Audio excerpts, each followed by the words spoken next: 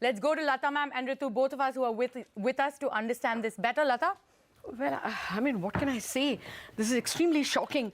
We had reported as early as, I think, 2 months back that Governor Patel is extremely upset. But let me read the statement itself by the governor. On account of personal reasons, I've decided to step down from my current position effective immediately. It's been my privilege and honor to serve in the Reserve Bank in various capacities over the years. The support and hard work of RBI staff, officers and management has been the proximate driver of the bank's considerable accomplishments in recent years. I take this opportunity to express gratitude to my colleagues and directors of the Central Board and wish them all the best for the future. Oh my God, I'm sorry I came in running and hence not able to take this. This is very, very serious news. Not a very pleasant day at all. Everything that I will say now is only conjecture. But that Dr. Patel was extremely upset that, Section 7 was even considered is very well known. This channel had reported this, I think in the first week of November, in the run-up to the November 19th board meeting, that Governor Patel was extremely upset that Section 7 had been used on 3 occasions. We also know that Governor Patel was upset that there was political appointments to the Reserve Bank board. And a third thing that certainly seemed to have upset him is what is going to happen on December 14th. We understand that governance of the Reserve Bank is going to come under the ambit of the board, and that the government wants the board to oversee everything that the Reserve Bank is doing, important functions like foreign exchange management, monetary policy transmission, banking regulation. Banking regulation anyway is under the Board of Financial Supervision. So it was probably the last straw, and it's quite possible that the agenda papers for December 14th have arrived, and maybe they are unacceptable. I mean, all this is conjecture. Exactly what is the last straw on the camel's back and what exactly led to this is going to remain conjecture. Like the last minutes of the demonetization. But what is surprising is that in the last board meeting, from the outcome of the board meeting of the several issues that were flashpoints between the government and the RBI, it seemed there was some, conclusion as far as some of these points are concerned. There was some, withdrawal, some settlement on both the sides with respect to many matters. Absolutely. I mean, I take your point, so this Ritu. I'll just take your background on board, since we have a very important guest with us. Just 1 minute. Mr. R. Gandhi, the former Deputy Governor, who also served under Urjit Patel till he retired, till the end of Mr. Gandhi's term, is with us. Mr. Gandhi, I mean, were you prepared for the shock? We heard about it several times. We reported that Governor Patel is extremely upset. But did you really expect this? Yeah, I expect in the sense that the way things are going, it is not a surprise now. I never expected that it should come to this far. But given his stand that on firm convictions about various issues, so now it has happened. So one can explain that. What makes you say that it is not a surprise? What were the specific events that you think could have driven the governor to this decision? No, because there are a number of points on which there are differences of opinion between government and the bank had been quite many as of now. So naturally, we must have felt that it is... no, such as what, sir? I mean, see, whatever we say is conjecture. Everybody knows. No, whatever we know is only from press. You all people have already explained what are the various points on which there are differences. I'm sure your sources are better than mine, Mr. Gandhi. Is it the prompt corrective action and that framework that the government didn't like? I cannot hazard a guess that which is it the capital? Is it the capital of the Reserve Bank? No, you can't pinpoint at the particular thing right now unless he speaks out or government speaks out. So until that time, we need to be waiting for more information exactly what had transpired or what has compelled him to come to this conclusion. Okay, so please stay on. Shireen is joining us from Delhi. Shireen, anything at all? I know you didn't have enough time to phone, but over the months and weeks and days, you have been speaking to people at North Block. You know, Lata, let's be very clear. This was anticipated, it was expected, but one thought that perhaps some sort of a rapprochement, middle ground has been arrived at, but clearly that isn't the case. And my sense is that in the run-up to the 14th December board meeting of the Reserve Bank of India, perhaps there have been precipitating factors that have led to this decision. Now, the larger question is, if Urjit Patel has put in his papers, what about RBI Deputy Governor Viral Acharya? Because remember, the first speech that was made, in a sense, to sort of set the ball rolling on this rift and come public about the rift between the Reserve Bank and the governor came in from Viral Acharya. And the speculation actually was that, if anything, it would be Viral Acharya's head that would roll and not Urjit Patel's eventually. But it looks like Urjit Patel has decided to throw the towel in, so to speak. And this, you know, here we were expecting a verdict on Vijay Mallya, and that's what we were prepared for. And look how things have changed. But Lata, it clearly seems to indicate that the points of friction between the government and the Reserve Bank, those have not been adequately or satisfactorily addressed, perhaps in any meaningful way. And maybe that's what's finally led to Urjit Patel's decision. I was almost sure that the November 19th decisions were not at all to the Reserve Bank's liking. They were not at all happy that the Basel norms had to be rolled down by 0.625%. What was worrisome also is that the governance committees are going to be set up for the next board meeting, and that was totally unpalatable. From the Reserve Bank angle, the feeling that it is an eminent board, but it is not a board that can take decisions on foreign exchange intervention, that can take decisions on monetary transmission, because they are beneficiaries of such decisions. So while they would be very good sounding boards, the Reserve Bank's position from any governor past, I mean, after all, if you remember, we spoke to Dr. Rangarajan on the issue, we spoke to Y.H. Maligam, and the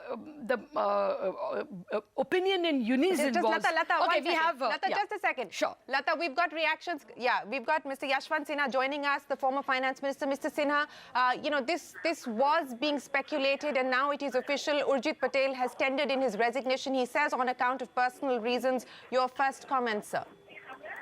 My first comment is one of shock, because in the meanwhile, after the last board meeting of the RBI, it was being pointed out that everything was hunky-dory, that all the issues had been resolved. So quite clearly, the resignation of Urjit Patel shows that nothing had changed and that things were quite as bad as they were before.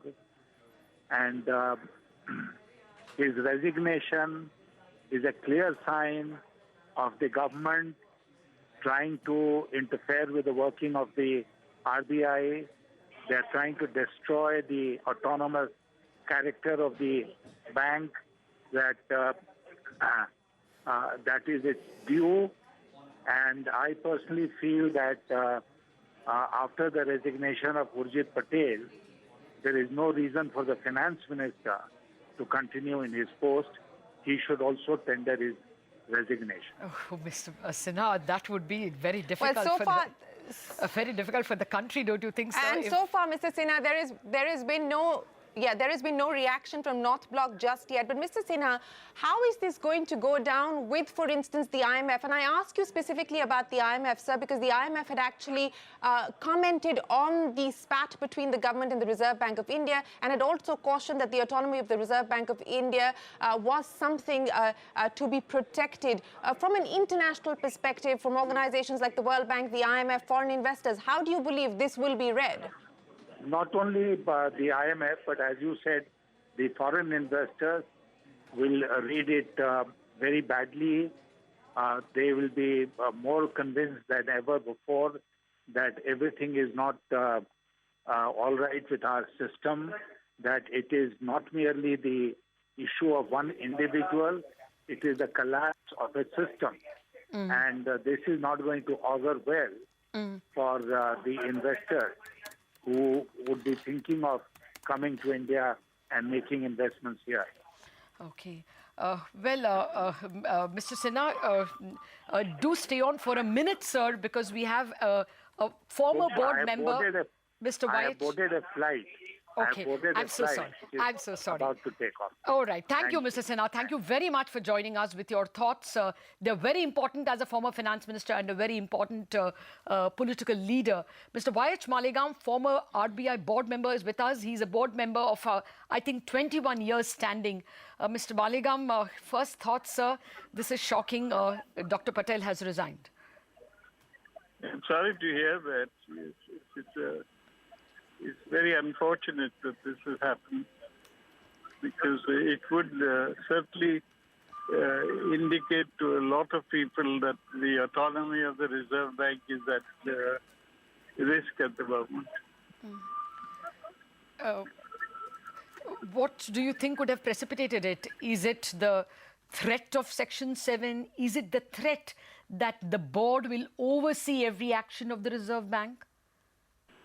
I don't think it could be any one single factor. It's a combination of what perhaps has been going on for a long time.